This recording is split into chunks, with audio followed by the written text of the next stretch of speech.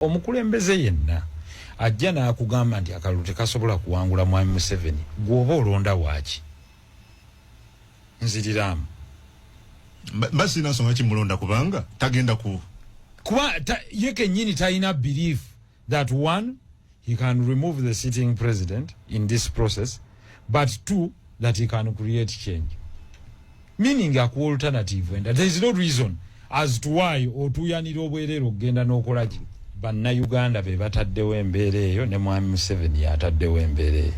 Bwakukuuma ng'oyogera ekyo kiina gwe kiremesa okugenda okulonda kiddemu walugwe kitiisa oba gwe kigaana ogenda okulonda kuba omumalamu essuubi nti akalulu tekasobola kumuwangula.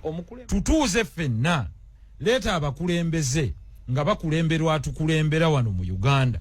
President Yoweri Kaguta Museveni ne bakulembera nabo obabuuze nti vision ya Uganda eriki. Ate bino bya vision 2040 ginnyonnyole.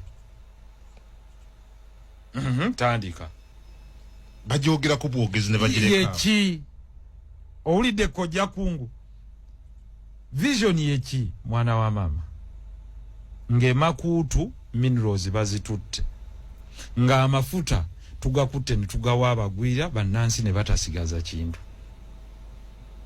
Amafuta yes nti economy yaffe kituufu growing naye nga abagigrowing bannansi balinamu percentage ki nti okwata bujagali nyagamba nakusimbira ebbibiro n'omugamba gwe tuwa musolo okumala emyaka 3 munna Uganda avudde emasindi omwana wa amaze okusoma avudde ebukoma nsimbi n'omugamba mugende musingeyo ekyapa kyammwe omwana talina mulimu amaze okusoma bwe muba mumaze okusinga ekyapa mutandika okuwa omusolo ate n'amaduuka tugabanja alina okusasula rent ono atandikira mu kugwa omugwira ajja ne bamuwa tax holiday gwe towa musolo ne bamuwa ettaka ery'obwerere nammanve bw'aba mulungi nnyo nga peneti ne ssente ne bazimuwa n'amasannyalaze tasasula erubowa peneti bakwata ssente zivudde ew'omuwa omusolo e Bunyoro ow'eggulu ow'ebusoga ow'ebukomansimbi ow'e Kampala ne bamugaa tukwaniriza yadde toli munna Uganda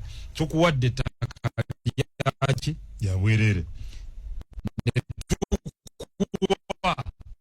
esente zaki ne tumuwa ne sente za bwerere ne mumujjako n'omusolo yabacha investor anti kakati yeyo vision y'abantu era kyekiri kyenjagala okugamba nti waliwo enagambye nti this is a contest of ideas genze ndi wakululu hakuwala ukana mudra amazima we gali ngogera nga bwe gali naye ate n'obukyamu we buli nabo nembusaawo nga bwe buli nti omwana wa Nawati ali emasindi akedde olunaku olwaleero Nawati yeewoze ssente aweerera omwana amaze okusoma anoonya capital to create a startup business nti baagala ki nti abaana b'e Bunyoro abava emasindi bategedde nti balina abalimi bangi abaakasooli baagala kukola kuuma ka value addition kakuba kasooli okumugyamu obuwunga obukuto obusigadde babukolemu animal feeds. That is the vision I want to hear. That is the vision of empowering our people. Nti investor bw'aba biri abifunye bya bwerere owaffe omwana tubawe ekyuma tubawe skills zino skilling of our people. Yerije nagga nti education secretary ne secretary yo committee etuukira ddala ku kyalo olwo tubabuuza bannaffe mu EPU emasindi nti kyalo ki nti ekyalo bwe kiti nti oba ebukomansimbi ekirya Saaka ekyankole mugamba ki muyinawo abaana bameka abawezezza emyaka 14 nti bali bwe bati nti tubasomesa okukola ki bagraftinga bwe bati mu kulima bakola bwe bati bw'oba omaze booti bw'okaza ssente ne zivaayo olwaleero emmanyi ne bwegwa nene twefulumiza obuwunga bw'emmanyi ne tukuba emmwanyi ekyokubiri kyekigireeta okubeera of low value ennyanika ekyokusatu mu value chain y'emmwanyi twandigyempawerinze nti ebifuuyira pesticides ezireetebwa abalimi ziri fake government yeyina okuyingirawo nga feke nnyini twe manufacturing ya pesticides oba okubeera ne National Agricultural Research Organization ng'eyina abasajja bakungu abagezi abazuuzi ne bagereeta disease resistant seedlings ng'ojje mu ekyo kakati ne tudda katale nti naye akatale emmwanyi yono mu kifo ky'ogigula nga mbisi ntututeekawo ku sub county dryers gireete nga bw'erina girabe Brazil tebakyayanika ku wabweru ku tundubali gireete nga bw'eri embisi bateeka mu dryer eddakiika 4 ng'emmwanyi yeekaze kakati dryers ezo zandibadde set up by government ku sub county ku buli gombolola kakati ne tuteekawo ne central storage system nti ne bw'oba toyinawo wotereka nti bajja kubba bapimye emmwanyi zo bapimye kasooli wo bapimye eki mu kifo ky'okutunda kasooli omubisi otunze mukalu kuba bamuyisizza mu dryer amalamu eddakiika 4 nga yakaze dda kitegeeza zino toxins ezimubaako tezimubaako kusuula value ye kitegeeza mu value chain ey'okuyamba omulimi eyanditunze kilo ya kasooli 5 n'agitunda 1,400 kitegeeza omuteereddemu olwenda kakati bone beegatta ne baga nti tutunda obuwunga bwe bayita bukomero maize brand ne bakuba obuwunga bwabwe ate ne balutunda 1,800 olwo ne bagabana amagoba gavumenti nebawa ekyuma nebawa amasannyalaze bwe malaawo nebawa packaging line yeyo gavumenti eyambye omuntu okumujja waali nga temukyusiza kumujja ku mulimi kuvuga boda nemuyambira mu bulimi bana waffe tulina boogera ku value addition naye tebayambye nga bwe bayambaani nti emmwanyi ne bagirima embaale ne bakwata muganda wange ne bagimuwa entunga mu factory kitegeeza vuga okuva embaale paka ogivuga emmwanyi ogitwala entunga ab'entunga mu bandibadde ne factory yaabwe ab'embaale nga balina factory yaabwe West Buganda nga erina factory yaayo East Buganda erina factory Busoga balina factory naye zino factory z'abalimi nti mu kifo ky'okugamba abantu nti ebikaado bitunzi oyo akuliraanye teekawo factory z'abalimi bano babyeguze nabo bafulumye sukaali tulabe bwe banaatuseera sukaali naye oddidde kampani z'abannaggwedda olw'okuba nti be bano abayindi abafunye ssente ku layisi si mwoyo mubi sibaga nti bayindi because of their color but because of the historical attachment ku growth of sugarcane. Yes, we thank them. Meta Madivani, you've been amazing, you've done a great work, but we are also saying empowerment means that the actual farmers benefiting amweno value addition tutya tulina okudiversifying okuva mu kulilayinga kuba farmers batono kuba producers oba manufacturers abasobola okukola katero kuba tukeerenja netuganja tukoze katero sukali tumufulumize ku 5 because fena twagala okuprofitinga aba players batono ne as we diversify nti radio ziri meka ziri 5 oba 10 oli waddembe okolera ku radio endala bagana kwenda radios bagana kwenda naye ogamba omulimi w'ebikajjo nti akuliranye yekka gwoguza nga bwe yabinnimira ddi gavumenti nga bwe yayirimira ddi abantu b'e Busoga ebikajjo namba 2 ne mukwata ennyanja ne muzigobako abagungu ne muzigobako abantu bonna ne muzigobako abalala ne musigala nga mmwe mwekka mugula ennuuni fenna tukimanyi nti ebbeeyi y'ennuuni egenda kumpi mu miliyoni 4 ennuuni ki meaning it's big business. Lwaki bazikolamu capsule bazikolamu eddagala erisiriminga eryokugga kakati it's big business e China neziva muki mu Nile Patch. Kakati government singa ebadde eyagala ekyo yandigambye nti tutaddeyo National Fishing Company nga bwe yali wedda nti naye buli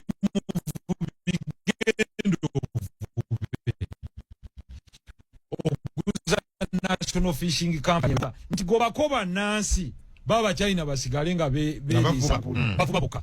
This is the social economic injustice erese banna Uganda okutunula mu nsi yaabwe ngate bobe bagwira nti okutta amaje gakubya abantu kuleka Albert gabakubye ku Kyoga gabakubye ku Victoria naye ng'okitegedde bulungi nti issue si nvuba mbi yokka kuba envuba mbi oteeka buteesi wali muntu ng'omugato tawaana era oteekawo etteeka n'ogamba agule ekyennyanja ekyo siona akivubi gwe kigule gw'oyina omusango nyina ne gwe nagaawana okumalawo obumenyi bw'amateeka n'obubbi genda ku end user aguze ekibbe nkutidde gwe bagambe nti agule ettaala ly'emmotoka eribbe gwe bakutemako mukono teri ajja kuddamu kubba ate wali waagula ojja kubibba nga tonajja genda kati bino ebyennyanja ebita ababadde babivuba kwata akiguze Oli ajja kukiraba ekyo kimenya mateeka si kigula. Omuzungu wakusingira akozesa bwongo, the power of the brain. Yetakubagana nnyo naawe. Aganti Honorable Muhammad Nsereko nti tewali buzibu nti twagana procession zimukkubo tie tukubanja milioni 4 wanji tio twagamba nti procession togikola nga bakuteera ka katambi tio yo siyegwe ti mukama wange yenze tewayimiridde makati gekkubo nti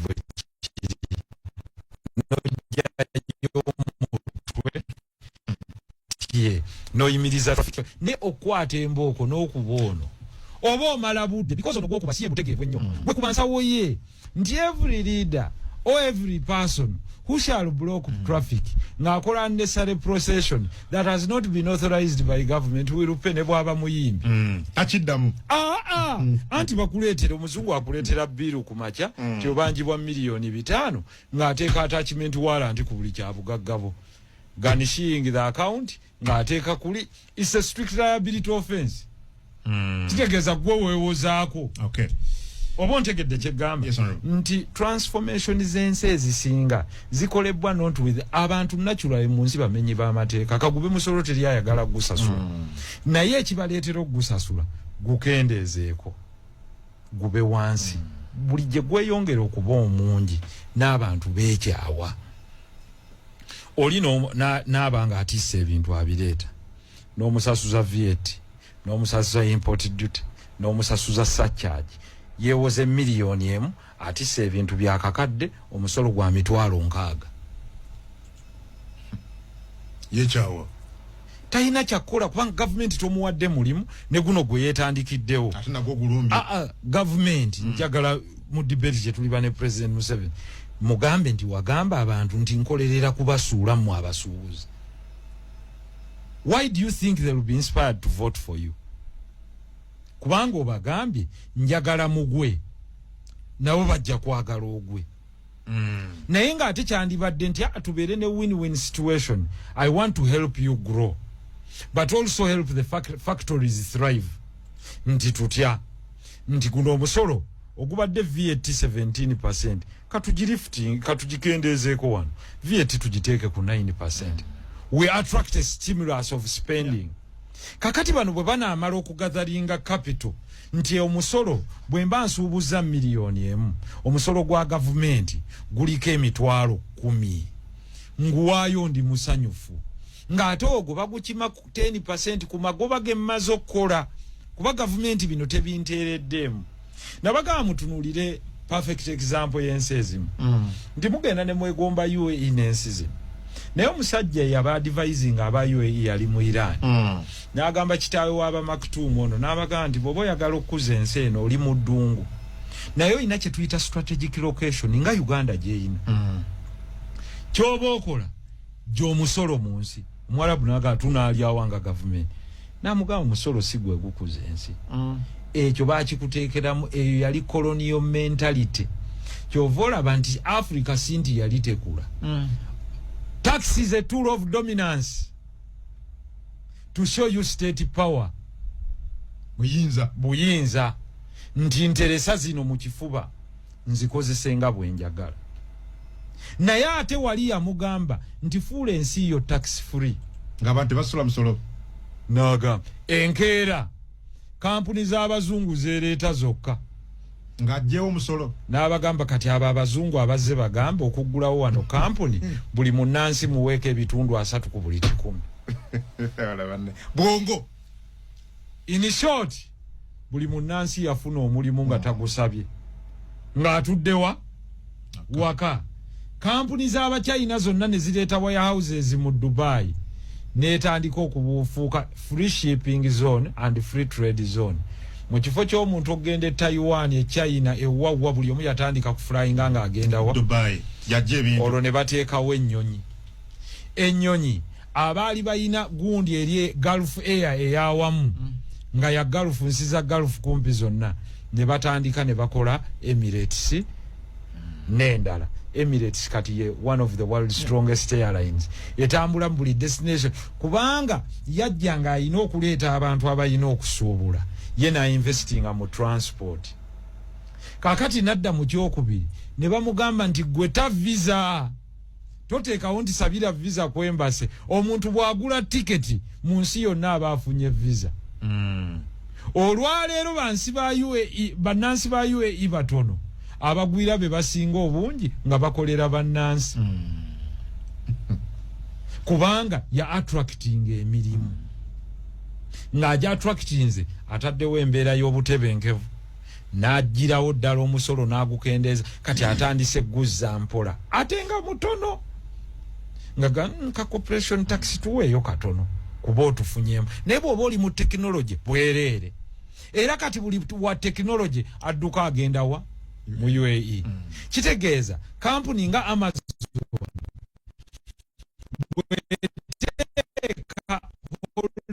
company mu UAE ne end of the day ewerezaayo abakozi abakola mu Amazon abo bakola mu Amazon ne bapangisa amayumba kana amayumba ga banansi ne batambuze emmotoka za banansi ne bakozesa amalwaliro ga banansi ne balinnya n'ennyonyi y'abanansi. Omusolo is not the only way of getting direct money from people. Fe wanduli kuchi Zero Vision muli ku kitabo script kikwate muzungu kye yakuwandiikira. Uganda is better off with low taxes, not 66% taxes. Tutya nti Uganda is landlocked but land linked. Kitegeeza eina cohesion ku market si wano wammanga.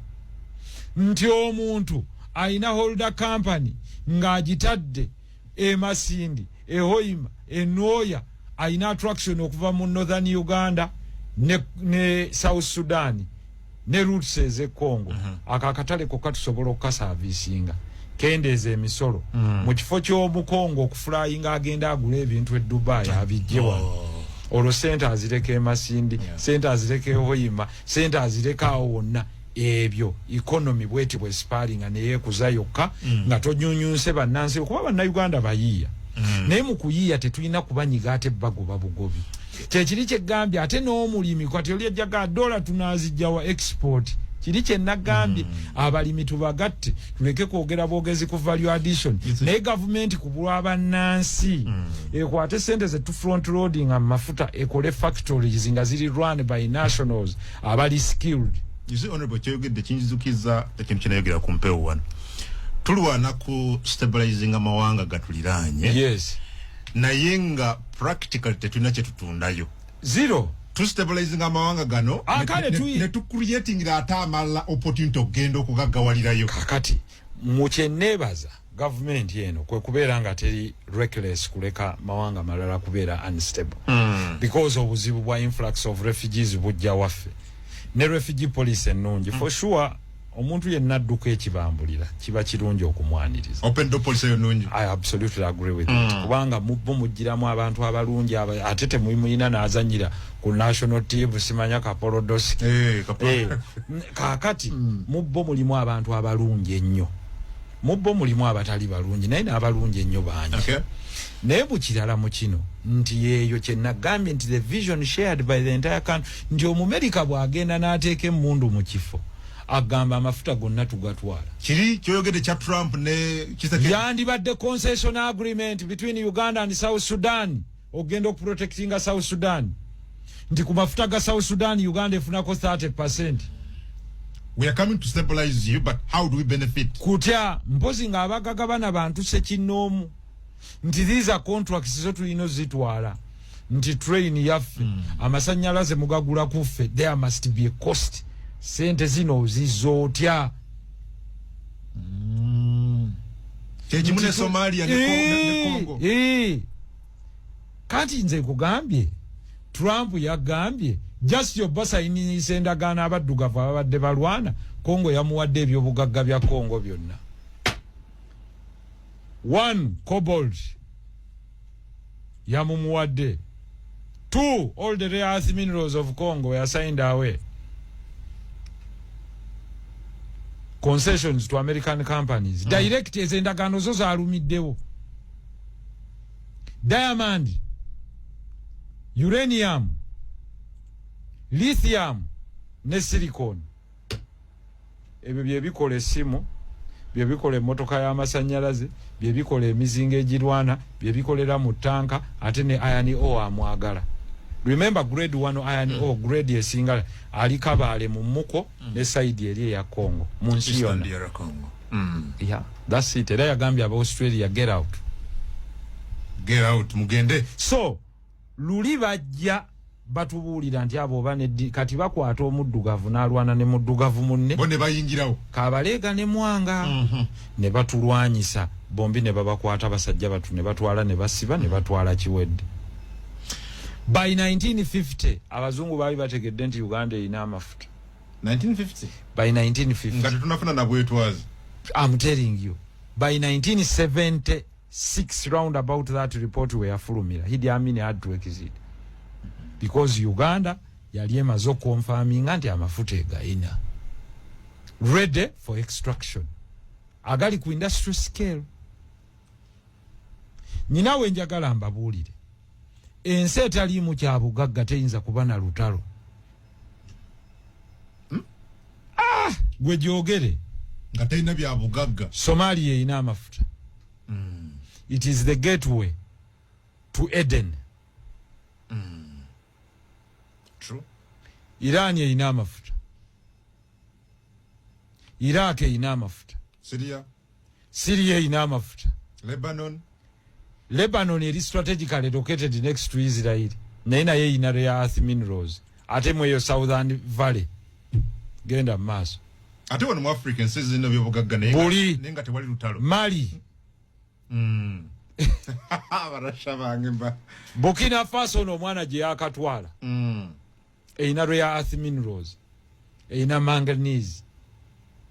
Baba deba yikirizo wa Namibia. By the way, Namibia ina deposits rare earth minerals ezisinga yazudde gold belt nene na amafuta yensi yoke yakoze ekyafayo eyagambye mu America nkutadde ku blacklist ya visa mudemo muzisabe bupya oyo mukyala tasaga namala n'abagamba education ku buli mu Namibia paka mu university ya Bwerere nti omuvubuka katunda ali ebuwama alimo obutunda kuyiike ne bukulira emyezi 5 najjamu ensawo 3 buli wiki oluvanyuma lw'emyezi 5 nayingiza milioni emu n'ekitundu kitegeeza akola milioni 6 omwezi. Can he be a good model for the country? Kakati obono ali middleman wakati w'okugula embuzi n'abazitu atunda embuzi kati bonga nti kungwa ina capital wa milioni 2. Sisobola muga agenda oteketandike farm olime kinene. Takisobola. Naye kungu bwaba ne mentorship eyo muga you can be a middleman. Tie laba atunda embuzi suubula embuzi 10 ku mitwalo 18. Okay? Olweggulo otunda embuzi ezo abazaagala emitwalo 24. Embuzi 10 emitwalo 4 gyoliddeko gye mitwalo 4. Good morning money, good afternoon profit. Wow. So that comes from mentorship clubs zetuina nti buli mwana waffe omuto youth must get a mentor ali mu business. Oyinza n'omugamba no tonnatuuka ekyo togamba nti omulimu teguliiwo. Omulimu weeguli nti waliwo yambuza honorable guliwa ne muga teweetaaga capital. Jangu waliwo ayina edduuka atunda ddera zino abakyala ze baagala anoonya muyiribi nangano honorable nnyina essimu ne mugamba wafunye dde omulimu okozesa essimu yo yokka era n'amugamba gwe jangu okwate zino ddera zonna gobere ku TikTok ngo gaagwazitunda. Amakulu oli bwagandeetera 5 ngokirira wano ng'okime 5 nze nzikusuubiza ku mitwalo 3 n'ekitundu era omwana yavaawo nanga honorable namala dda buli wiiki ntinda ddera nga 10 nze nzitunda ejeje 5 nfuna emitwalo ameka 2. kakati mbadde siina kati nyina 8 ne muga kati 8 ekyo kikuume tokirya bubi kikwate kati okinyige ewalala lyaka 2 tereke 6 paka bwe tunaweza obukadde 6 naye n'owaddera tomuvaamu naye kati nga bw'olangira owaddera waliwo n'ow'amasowaani ow'ebyatika amasowaani gundi ne gundi ne gundi naye muteekeyo nanga kati ate oyo naye honorable mulyakaana mu wiiki kitegeeza nti mu nsi mulimu opportunity but not every human being asobola okulaba omukisa emikisa gyewuubiraawo wakati. Omusajja omu yagamba nti you're not blind toli muzibe naye osobola okubeera omuzibe kasitoba nga tolina leader ina vision. A visionless leader can lead blind men who have a sight. You need to put that in Luganda. Omuntu bw'aba ayina omukulembeze amukulembera nga talina kwolesebwa ayinza okukulembera abalaba naye nga bazibe. Because sight versus vision. Okulaba ate n'okwolesebwa. Nti bakubuuza vision, what is the chovola ambuuza banna Uganda nti what is the vision of our country? Twina vision 2030, vision 2040, but what is it? Bigenderirwa ki by'omumaaso? Bigenderirwa ki? Bano abatusiigire ekifaananyi kya Uganda tulagawa era bw'osanga munna Uganda olina omubuuza wamma obadde olagawa. Omuntu ayinza okubuuza naye obadde olowooza gye ndaga mmanyiyo. Naye ng'atambula. Era ky'ova olaba nti sikkiririza mu kigambo kyonna kigamba nti omuntu n'agamba tyanze politics tusooke tumale kujjako ono tulabe gye tulaga nedda ssebo. Tokkiririza ono kyekizibwa sokaveewo tulabe ekiddako tutya ate era tugezese ekyo baakikolewa Gaddafi leero bonna bali mu kufeesa minyira baazirana Libya kawabeewa ne Congo bonna beegatta ne bakuba Mobutu n'akola ki? agenda n'afuluma. Olwaleero Congo ebbiddwa emirundi egisinga gye yali eriwo. Nti to an extent kungu nyina ware yange gye ntunula ne nga what is this curse looming around Africa? Nyina ne bwe nakyogera. Does Africa go for popular people or knowledgeable people? Mugendera kungu asinze okumanyika oba Kadunabbi asinga okumanya? Two different things. Today ntunulira Felix Tshisekedi ne ngamba this man President wa DR Congo si mu bubi. I should not be talking about other countries because we have our own problem. Ne bwe natunulira President Trump nga agamba ladies and gentlemen, we are going to do a deal for Congo and you know what? Congo has given us all its minerals. Wakwata ku mutwe ebyobugagga byayo ebigabira America. Ngamba laba omuddugavu. Laba omuddu. Look at an African.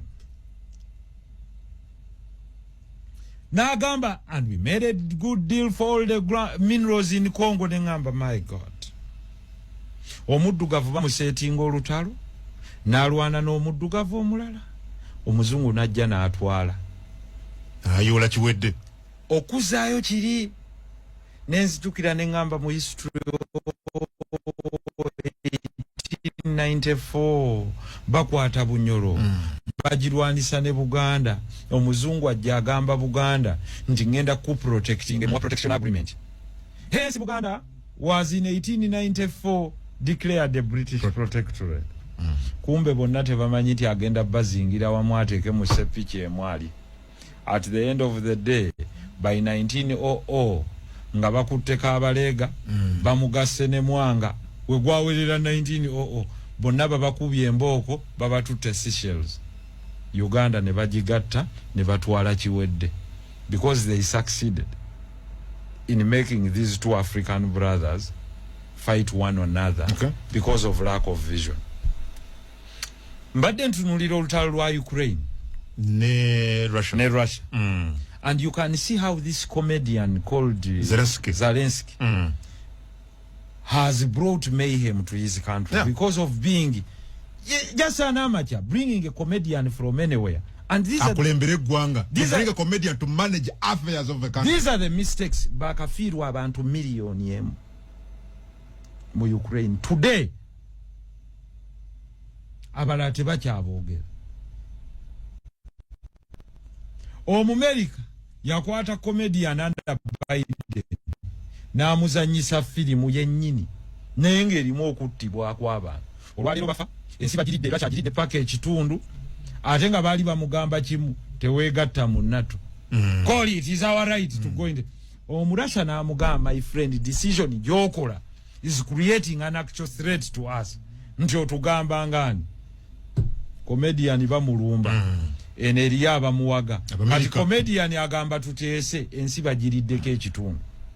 naye ne mututeese America ya musayiningisiza endagaano ezaze bayita rare earth minerals abampuliriza rare earth minerals ze zikola ebyuma ebisinga okukolebwamu ebyokulwanisa ebimu chips ezibeera mu TV zino ze tukozesa radio ze tukozesa emizindaalo gye tukozesa buli electronics ziri Ukraine ziri Congo mu Uganda ziri Makutu e Busoga ya ne Busoga je ziri yo the singo baddo kimanyi mu musingo obugagga wano ini Bugweri ini Makutu ini Busoga era company ya Australia mu COVID 2021 I think negulawo mining ya rare earth minerals ziba mu Bumba ettaka lye Bumba hakati obanze kudde bana Uganda amaso ziba mu Bumba nitumanyi ya ziri Makutu era company eyo yateeka mu milioni za $5 oba 5 tezisuka na 5 yakatunda emigabo gyayo ndoza 40 ku buli 100 yazitunze obuwumbi bwa $1 mu oba buna labo omuddugavu atudde ku kyobugagga akigabidde ku bilioni 10 eza Uganda oli akutte ebitundu just 4 ku buli 100 kyekiri kye nagamba ebbanga lyomala nga toyina mumanyi na yakulembera lyebbanga lye mugenda okumala nga omuddugavu muddu wa muzungu nze nkugambye sente ziri e Makutu zimala buli musogo okuba omugagga naye teryagamba ku kigambo kye bayita rare earth minerals nsaba otypinge mwawe ekigambo awo wennyini obasomere rare earth minerals in Uganda so kyekyo Zelensky kye yakola bamusayiningisiza endagaano ewaayo these rare worth 10 trillions naye nga bamuwadde ebyokulwanisa ndooza bya bilioni za $3 aba America sofa ate be babyekolera tebamuwa sente enkalu ne bamugaateekayo abantu bo babatti kakati omurasha abatta bamulwanisa proxy war at the end of the day batutte ebyobugagga because olutalo oluliwo lwero is who controls technology omuntu yenna controllinga technology agenda okufuga ensi basebo ne banyabo omuddugavu fe tuyimiridde ntunulira vision 2040 if you're not building Uganda to be the most technologically robust country in Africa Uganda agenda kusigala nga muddu nesaba oteekemu rare earth minerals in Uganda okay rare earth minerals in Uganda kuba njagala nnyo programu yebeerera kutambula na kumanya Uganda possesses significant mineral deposits particularly in the Busoga region with the Makutu rare earth project being a key development. These minerals including cerium, dysprosium, erbium, europium, gadolinium, holyminium and lanthanum are crucial for various industries including electronics, renewable energy and defense. Owulidde kakati do you know that rare earth minerals zina value esinga gold? Typing amwao zina value typing amwao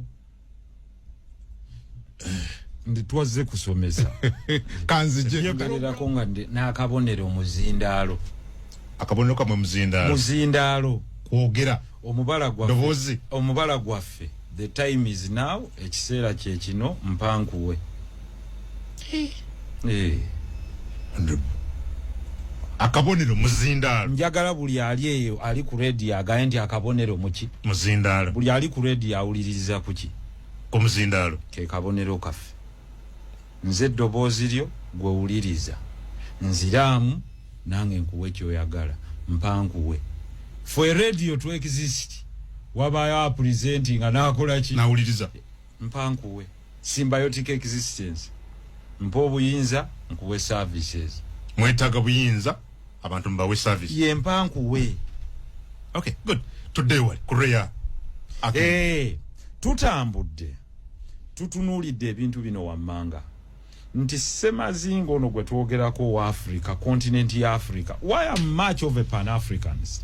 Njimanyi bulungi nti mwaka gwa 1886 abazungu baatuula strategically batugabane. Tugabanye kya Africa. Naye mu kutugabana okubanga febe batadde ku mmeeza okulya basookayo abantu ne babaga mugende mutukettere beeyisa batya tyabwe twatuuse eri nti beeyawulamu mu mawanga tie mongero baawula tie batwalire eddiini ebaawule ezo nazo ne zitwawula because a united society cannot be defeated. A divided society is heavily porous, weak in nature, penetrable.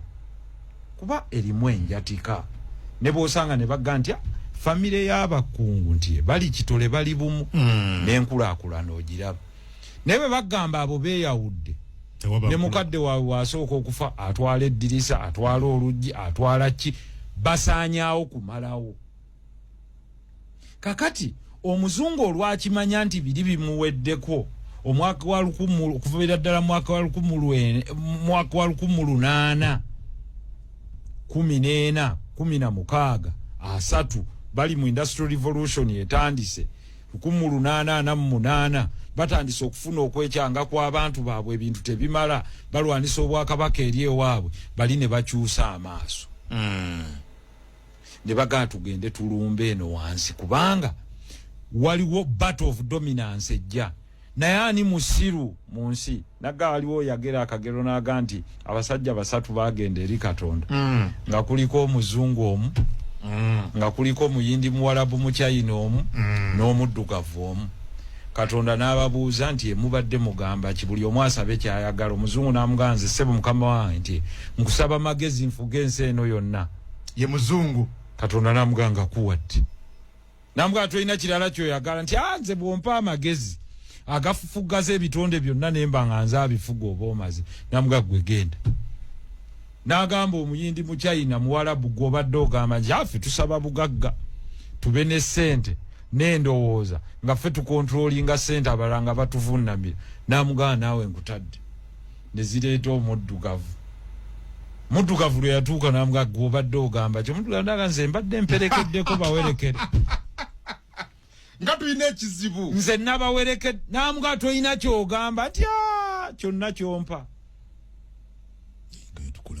timuyina kimwagala ng'alowooza values ezo bwe tuzi projectinga mu vision ennungi for Uganda ey'okukyusa education system ey'okurisikiringa bannayuganda ey'okukendeeza ku misolo ey'okuwa bannansi chance okufuna ssente ne bazeewolera ku layisi ey'okuimprovinga eno parish development model so that ssente zituuka ku bantu naye nga bayigirize bamanye ekyo zikozesa sending grants to people naye nga tumaze obasensitize nga tukole tutya okuteekawo farmers leagues ku byalo okuteekawo at sub county factories eziyamba ba farmers to improve their products n'okubanoonyeza obutale oku-reindustrializing eggwanga lino naye nga tukozesa abantu baffe okuprojectinga a strong policy eya foreign policy nga tugamba Uganda first but Africa as a whole opening up the gateways for all Africans to come and trade the Pan-African dream. Omuntu oyo awuliririza mu ekyo tusala unemployment rates to reducing taxes to improving infrastructure nga tusala cost of labor tutya nti abasibe baffe abali mu makomera abasobola okuzimba enguudo zino ti mu kifo ky'okugaba contract mu kyeyonoonere kwata bannaffe abali mu makomera ba convicts n'abamu abali ku remand abaagala mu kifo ky'okusasula omuntu emitwalo 2 okubeera ku site ne baleeta omusajja omusibe okuva e China n'azimba wano enguudo nti tukwata owaffe ne tumuwa 3,300 olunaku waviira mu kkomera ng'alina skill ng'asobola okuvuga excavator ng'asobola okuzimba oluguudo lwa kolansi asobola okuzimba essomero nga bazimbye amalwaliro nga n'emirimu bagikola olwo bali retooled ekyo bakiyita center of reform ne tusala ku cost ya infrastructure gundi improvement mu ggwanga lyaffe naye nga tu re-exportinga skills oba tu impartinga skills mu bantu baffe ababadde balabibwanga rejects of society bringing back internship and mandatory government service y'abaana baffe abafuluma nti abaana abafulumye mu Kabalega secondary school mugende mwetabe mu nursing ne mu ddwaliro eryawa oba tugeze eri Hoima abafulumye Duhaga mugende wano mwetabe mu bintu bino so that abaana abo babeera ne patriotism gye bazimbye ku lwabwe eyensi bw'oba gy'oyagala nga nange gye njagala oyina choice kuganze kanyimirire n'ensere muwa obululu ku balonze miliyoni 2 abavuddeyo tunoonya abalonzi miliyoni 10 onalangirirwa nja kulangirirwa Dr. Besigye ku mirundi ena gyesimbye atugenda ebiri awangudde n'atalangirirwa Bobi Wine naye bwatu bwe yatugamba mu 2021 tiyawangula n'atalangirirwa yeye bwe yagamba naye obululu bugamba kirala nkiddamu ono yafuna obululu miliyoni 3.6 olina afuna miliyoni 5.9 bonna bobagatta obwasigalawo nga tebulonze bwe businga obuki ekugamba nti wali ensi eringa Singapore ngerimu abantu miliyoni 5.9 nge producing obuwumbi buli mwaka obuwumbi 5 n'okusobamu okusinga Uganda, Kenya ne Tanzania ne Rwanda ne Burundi ne Congo ngozigasse abayina miliyoni 4 ez'abantu kitegeeza it is the quality of people that you have not the quantity that matters. 2 sijja ku exciting anja kubuulira ekituufu ebbanga lye tunambalanga tutambulira ku politics wa facade owebisuubiza ebitaliiwo deception nze siri wa deception nkuwa kyenkugamba nti bw'otaalonde bajja kutuwangula bwe banaatuwangula gwoba contributing okwereka mu mbeera eno kitegeeza ekibuuzo nange kyembabuuza ekisembayo nti twagala tufaananeko nga South Korea eyina abantu obukadde 5 mukamu naye ng'efulumya ebintu bya trillioni ya $1 ne miliyoni 7 ebigatta Uganda, Kenya, Tanzania, Rwanda, Burundi, South Africa, Mozambique, Zimbabwe kumba Afrika yonna GDP egattibwa abakoleya miliyoni 5 zokka kitegeeza ki kyekiri kye nagambye nti ffe bwe tuba tuzimba ecological party mbuuza nnyo omuntu memba wange kikyokola nga siinaayo bifo byabeekalakaasa ebyo sibiina saagala kulimba nti oli ajje wali agaye nti munnange nze mukama wange njakkeera ku kitebe ogwo omulimu tetuguyina kuba tetulina ssente zijja kujjanga mu kkomera naye nnyina omulimu gw'omuntu agamba nzize kusomesa batamanyi ng'oli gw'owulidde owa Nasale wa Eucalyptus aba abadde mpigi njagala kuwulira I want to hear Katonda njagala kuwulira ali emasindi omuvubuka oyo atayina naye ng'aluubirirwa okufuna kyakola muwe mentorship mugatte ku kungu amugambe mbadde njagala olwaninga social media account zange ng'otudde emasindi naye buli mwezi nkusasula emitwalo 10 afune bakungu 10 afune akakadde kaki meaning opportunities float around us in the air.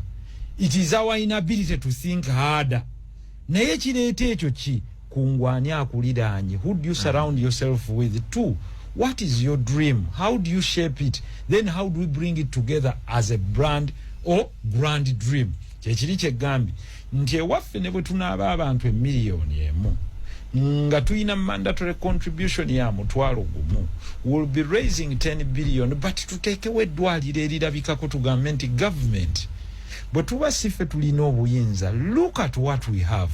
Look at what you have. Ensi yonna kijja kukeera ku makya ng'ekaaba bukaabi okuyaayaanira okubeera naffe, to be part of our membership. Ne buli lwakubiri tujja kubeera wano nga tutambula nti olwaleero Adamu Kungu ajja kubuuza nti kati tutambule education ngibaviire obuvo n'obuddo. Nti mu Uganda mulimu amasomero bwe gati, tertiary institutions ziri bwe ziti, ezitali ziri bwe ziti, ba school drop out bali bwe bati, weno bwe kiri bwe kiti mu region. Uganda ennungi yandibadde bweti. Thank you, Honorable. Setting the agenda for the country. Thank you, Honorable. Lero introduction bwetu bwetambudde twagadde ku enamba nsabo gibaddira njagidda muno bakatumaliriza gibaddire moji bawe kubanga nsonga nkulu nnyo buli omu gyali. Yes. Akabonero muzindaalo mpankuwe y'engombe saawa yeyo bwe bakuwa obuyinza bawe services.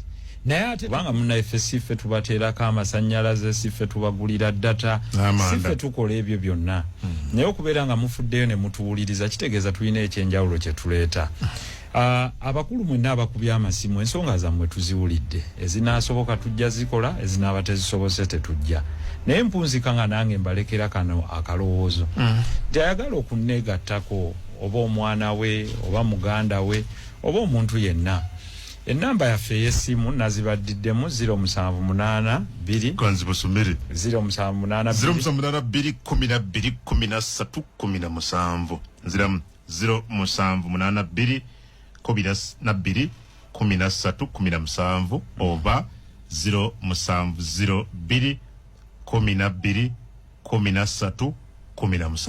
Awo ojja kuba otutuuseeko, naye nange mbawadde obweyamu nti Mungu nga mpadde obulamu buli lwakubiri. Inshallah. Nja kuba mbangawo wano yogerako ne president wo, ate tujja kubangayo n'akanyomera ako akasembayo akagamba nkusizeemu ki. Kwegabwe nzija wano ne bwe nfunayo abantu basatu bensizeemu ekintu, omwoyo gwange guba muteefu kubanga bwe nkuwa amagezi naye ne bwe mba nkuyambye ate kituyamba. Kakati EPU Kabonero Muzindaalo mpankuwe. Thank you to the management of Radio 4 103.3 FM all over the country. God bless you, God bless you Kungu, and all our producers in the studios. Thank you. Katonda abakumbe. Amina.